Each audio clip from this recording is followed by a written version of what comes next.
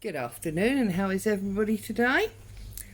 So I've come along today to share with you further stages of the storage book that I told you I was making.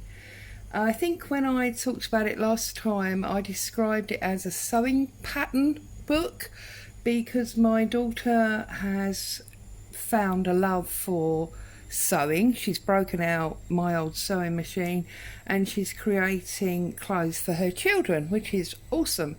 But obviously she's built up quite a pile of pattern papers and she wanted somewhere to store them. So I came up with the idea of using A5 envelopes, mainly because often when you buy a pattern, especially in the UK, it comes in a printed envelope which is very much like an A5. So I think I explained to you that what I'd done was I'd taken a pile of envelopes, I'd used some thin craft card which I'd scored down the middle to use as hinges.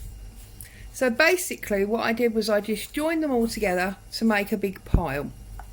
I then went through and I decorated them all up a little bit like you would a normal journal, just so they're a little bit interesting rather than obviously the plain white envelopes. And I've also printed out some of these which I thought would be nice to go on each page, whereby she could write what was in the envelope. So I wanted to do two of these books, but together a bit like a lap book. So this is one that I haven't put a cover or anything on yet, or should I say two that I haven't put a cover on yet. And this is number one. Now, number one has got a cardboard cover and has been sewn in the way that you would normally sew in any other journal. So 3 whole pamphlets, stitched and tied. And then you can see on here I did actually ink up ready to stick these on, but I haven't yet. Whoops. And one for this side, but I haven't yet actually stuck them on, so that's another part of the project that I still need to do. But I thought I'd come along today and show you how I'd made the cover, how I'd stitched it in, and then we need to decide whether it is going to sit side by side like this in order, am I in frame? Yeah, sort of, side by side like this to then open as a lap book like that, or whether I just make two separate books. I would like it to sit like this and open as a lap book.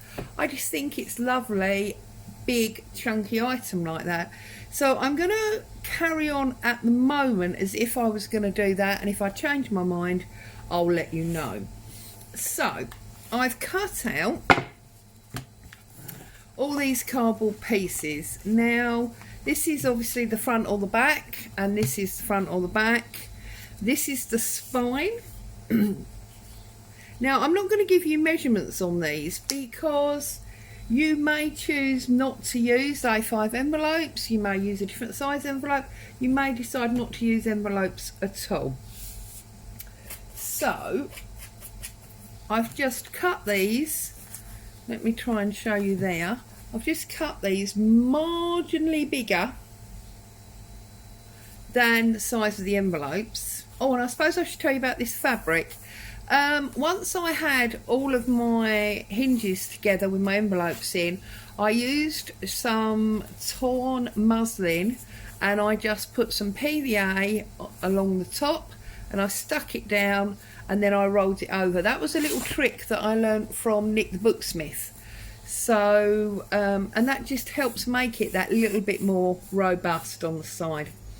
Okay, so because I wanted these to be quite thick, I actually used the cardboard from the back of paper pads, but I didn't feel it was quite thick enough, so I've actually stuck two together to create the thickness that I want.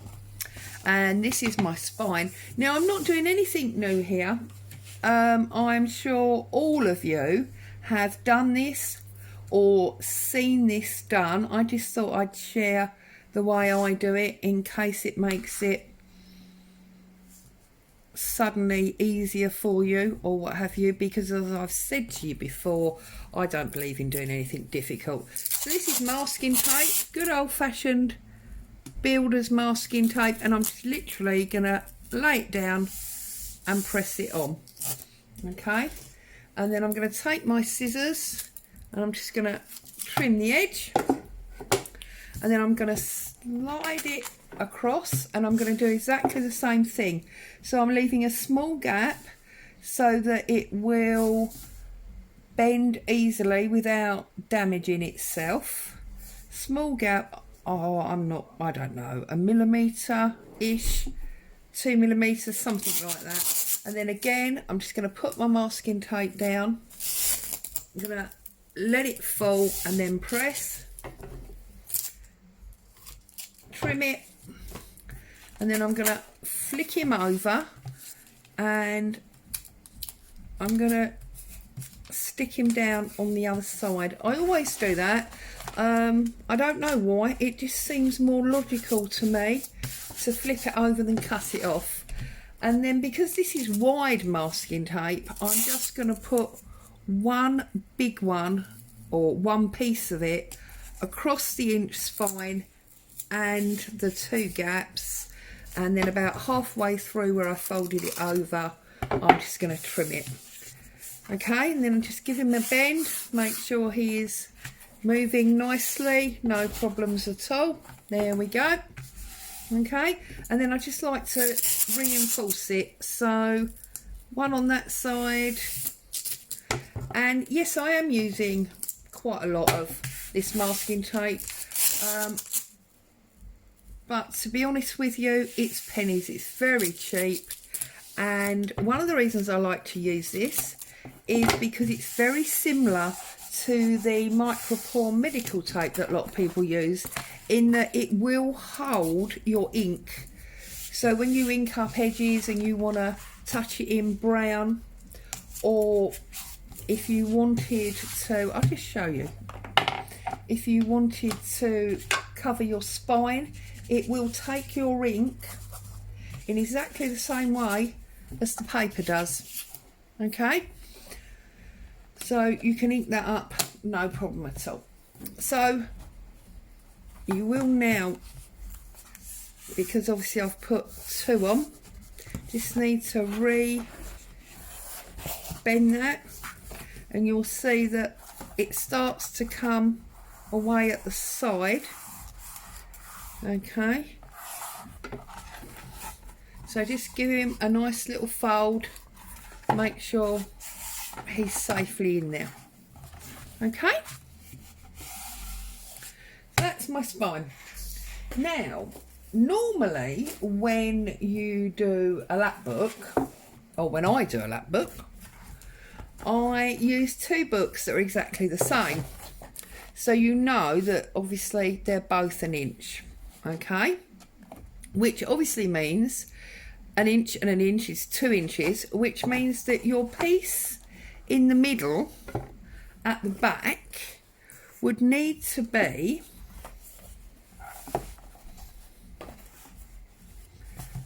two inches, okay? And then that, if I just put a little tiny bit of tape on there, just so you can see what I'm saying, by doing this and making the small gap again exactly the same way as we did on the actual spine, because this is a new spine that we're creating here. So then you see when you close your lap book up, obviously that's moving because I've only put a tiny piece, and you turn it over, you've got an exact spine the same as your two books. And obviously that's falling because there's nothing in this one at the moment. But my concern with doing that is that obviously at the moment there's nothing in these envelopes, once she pads them out, I'm not sure that the inch will be enough. I think it's probably a bit like, you know, when we talk about how a journal grows, I think it's probably going to need the 2 inches. So in that case, my back spine would need to be 3 or 4 inches to give it that growing room. But if I use a back spine that is, let's take this off a minute and explain a little bit better what I mean. If I use a back spine that is wider, and this is about 4 inches, I think. If I use one that is wider than the 2 inches of, you know, each book being an inch, then the problem that I'm going to have is that it won't sit square before it's full up, or if it's not completely full. So I just have to make the decision of how that works for me and whether or not I'm happy with it. Because you see, if I go like that, it needs to be full up, and also even when it's full up, that's then a triangle. It's more of a triangle, look. So that doesn't work for me. So this is why I'm now contemplating whether, rather than to do the lap book, as much as I like that look, which is why I make a lot of them, if I don't have to stick to 2 books, because I don't think this 2 times 1 inch to match it up, I don't think it's going to work.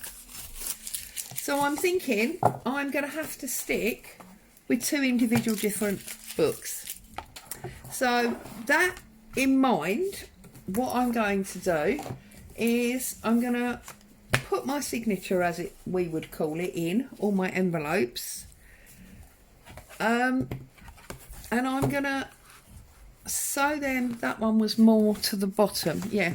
I'm going to sew them in like a normal signature, and I think she's going to have to end up with 2 different books.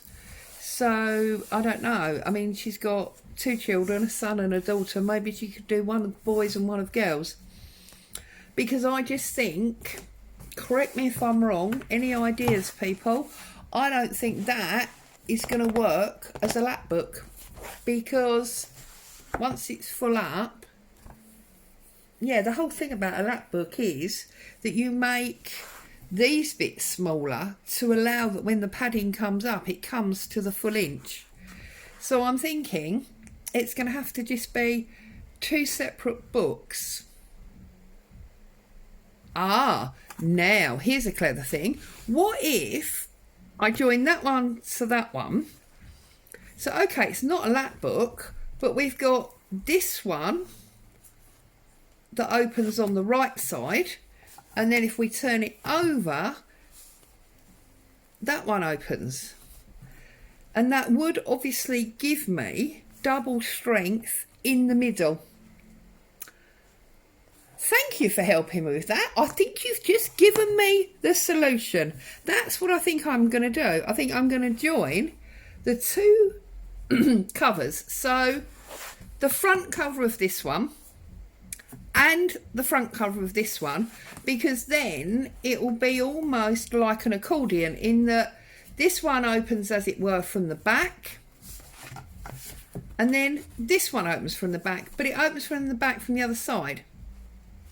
Or of course I could do it that way round, and then it might be more logical because it opens from the front, then you turn it over now it's the front. There you go. So that's what we're going to do. So I can't do that until I've sewn this in, so it's a bit boring for you to watch on camera. So I'm going to go away, I'm going to sew that signature stroke pile of envelopes into there, and then I'm going to come back and show you how I'm going to stick this to this, and then how we're going to cover it all. Boom boom, that's what we're going to do.